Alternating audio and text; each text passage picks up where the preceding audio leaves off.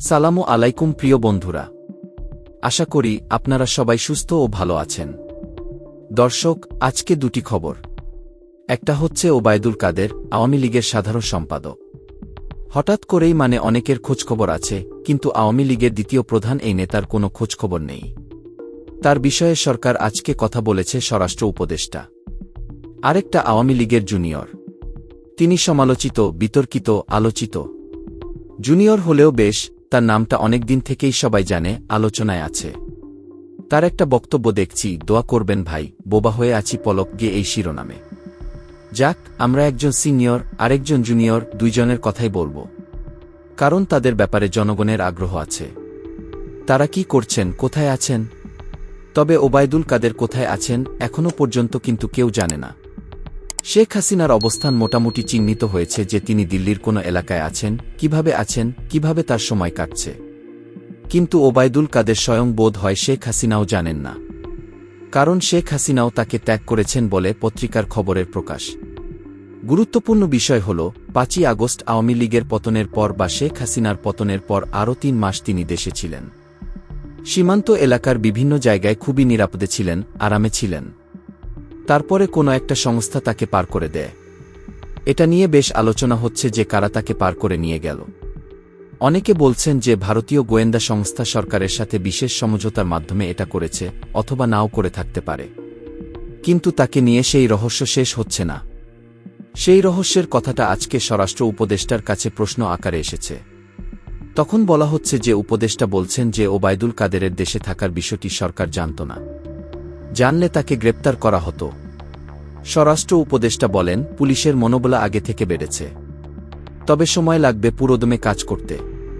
পুলিশের যারা পালিয়েছেন তারা আমাদের কাছে অপরাধী, তাদের পাওয়া গেলেই ব্যবস্থা। যাই হোক, এখন যেটা বলা হচ্ছে যে তিনি আওয়ামী লীগ পতনের পর ৩ মাস ৫ দিন দেশেই লুকিয়েছিলেন।